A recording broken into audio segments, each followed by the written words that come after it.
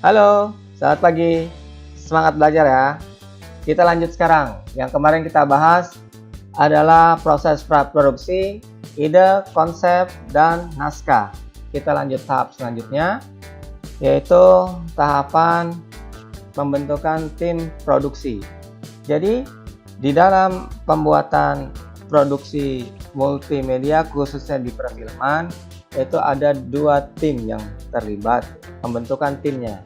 Itu pertama tim kreatif dan yang kedua adalah tim teknis. Tim kreatif itu apa aja? Tim kreatif itu terdiri dari produser, sutradara, dan penulis naskah. Kemudian tim teknis adalah tim yang mensupport dari tim kreatif sehingga menjadi satu kesatuan yang menghasilkan suatu produk movie atau produk film tepatnya. Oke, lanjut ya. Di sini ada tim kreatif, produser, sutradara, dan penulis naskah. Lalu tim teknisnya di sini ada departemen penata gambar, departemen penata suara, departemen penata artistik, departemen penyunting gambar. Ya. Jadi, tugas dan tanggung jawab tim kreatif sebagai produser bertanggung jawab terhadap seluruh tahapan praproduksi, produksi sampai dengan pasca produksi. Kemudian sutradara bertanggung jawab terhadap penataan seluruh adegan, mulai dari menerjemahkan naskah menjadi suatu bentuk audio video sehingga enak dilihat dan bisa menyampaikan pesan. Lalu penulis naskah itu bertugas menuliskan naskah yang akan digunakan sebagai acuan dari produksi. Kemudian ini sekarang di tim teknisnya. Tim teknisnya itu terdiri tadi departemen penata gambar, penata suara, penata artistik, penyunting gambar atau editor. Penata gambar itu biasanya dipimpin oleh Director of Photography atau DOP yang mampu menciptakan konsep visual serta bertanggung jawab terhadap kualitas gambar maupun sinematik. Lalu yang membawahi DOP itu membawahi gaffer atau yang bertugas mengatur cahaya atas permintaan dari DOP. Lalu di sini ada penata suara dipimpin oleh sound designer yang bertanggung jawab atas aspek yang ada di video tersebut, baik itu sound effect maupun musik latar belakang yang membuat film itu menjadi lebih dramatis ketika kita nonton. Lalu di sini ada penata artistik bertugas merencanakan desain artistik, penyunting gambar atau editor tugasnya untuk mengkonstruksikan cerita dari shot ke shot yang dibuat berdasarkan naskah. Lanjut ya. Lalu kemudian kita buat panduan gambar atau biasa kita kenal dengan storyboard.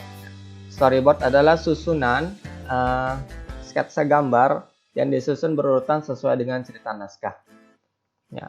Fungsi dari storyboard itu menggambarkan alur cerita secara garis besar, arah jalannya cerita, dan acuan pada saat proses produksi. Jadi kita paham ya, habis adegan ini adegan apa, habis adegan ini adegan apa, karena ada storyboardnya. Selain storyboard, ya, ada juga hal yang kita bisa gunakan. Karena kalau storyboard itu harus menggambar sketsa ya. Kita gambar sketsa terus lalu kita tulis. Selain storyboard kita juga bisa pakai floor plan. Ini bentuknya kayak Dena. Jadi di sini ada posisi kamera sebelah sini, lebih tepatnya sih posisi angle ya, ambil kamera. Jadi kita ngelihat dari atas ini. Seperti itu kalau floor plan. Dan ada photoboard. Photoboard ini lebih simpel ya dibandingkan kita harus menggambar sketsa. Jadi orangnya sama sebenarnya ini dengan storyboard. Bedanya kalau storyboard itu sketsa gambar, sementara kalau photoboard adalah foto. Jadi adegannya di foto. Misalnya kita mau naik tangga tuh di foto, terus kemudian dibuatkan cerita seperti itu. Oke, itu panduan gambar selain storyboard yang bisa kamu pakai. Ini contoh membuat jadwal produksi. Jadi kamu bisa melihat working schedule-nya, kamu kasih judulnya apa, identitas produksinya apa, tahapan-tahapannya, apakah ini tahapan produksi, tahap produksi, atau pasca produksi, terus deskripsinya diisi, ini lagi ngapain ini, keterangannya apa, target waktunya berapa banyak, itu kamu harus isi. Contohnya bisa kamu lihat di slide. Lalu di sini juga tahapan praproduksi selanjutnya adalah menentukan peralatan produksi.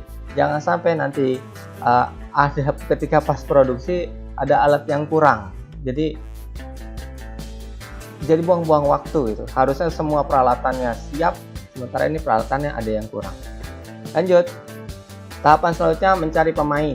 Nah, dalam mencari pemain atau biasa kita kenal itu casting, ada 3 dimensi yang dinilai, yaitu 3 yang biasa dinilai itu pertama dari ciri fisiologi, yaitu ciri fisik, jenis kelamin, ras, usia, berat badan, tinggi badan, warna kulit dan sebagainya, apakah sesuai dengan yang ada di skenario gitu. Kemudian yang kedua ciri psikologis, ciri kepribadian karakter, kayak minat, bakat, prinsip hidup, karakter, apakah dia berwibawa ataukah dia orang yang baperan atau gimana, itu ciri-ciri dari psikologis.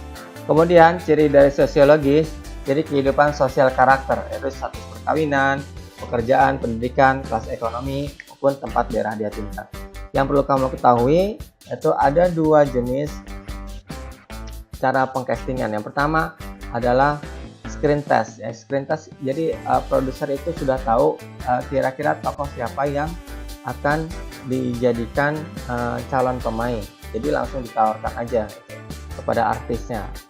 Itu yang pertama, cara screen test. Yang kedua open casting. Open casting itu terbuka untuk semua umum bisa ikut. Nanti produser yang memilih dan menentukan tim kreatif apakah ini cocok dengan skenario ini atau tidak.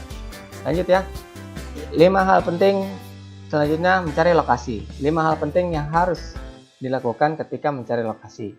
Pertama, sesuaikan biaya lokasinya. Kedua, prioritas kebutuhan cerita. Jadi lokasi itu dapat mendukung atau membangun cerita. Yang ketiga, pencahayaannya. Perhatikan arah mataharinya, apakah cenderung membutuhkan banyak lampu atau tidak. Kemudian keempat, tempat istirahat, apakah di situ cukup tempat untuk kru untuk istirahat. Yang kelima, gangguan suara. Ya, semakin minim gangguan suara semakin bagus. Oke, jadi nanti sound engineer nggak repot-repot buat ngapus noise yang masuk. Lalu selanjutnya kita buat anggaran produksi. Ini contoh breakdown budget. Jadi di sini dituliskan secara detail agar kita tahu berapa banyak sih sebenarnya kebutuhan anggaran kita, berapa anggaran yang kita butuhkan untuk produksi suatu film atau suatu video singkat ya. Ini contohnya, kamu bisa lihat ya. Lalu setelah hal itu dilakukan, hal terakhir adalah melakukan reading dan rehearsal. Reading dan rehearsal itu artinya setiap pemain membaca karakternya masing-masing sesuai dengan tokoh yang diperankan bersama-sama, sekalian latihan mengambil angle-angle, sehingga ketika ketika dilakukan latihan, pengolahan emosi dan dialognya terbangun. Jadi latihan blocking pemain dan kamera juga. Ya, lanjut. Sekarang tadi tahapan produksi sudah selesai. Kemudian sekarang tahapan produksi. Tahapan produksi itu untuk film, ini saya untuk film ya. Pembuatan bahan, content creation. Untuk film itu namanya syuting, tahapannya syuting.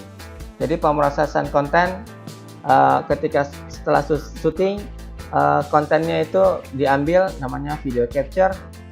Tahapannya video capture. Kemudian pembuatan perangkat lunak, ini biasanya proses video editing.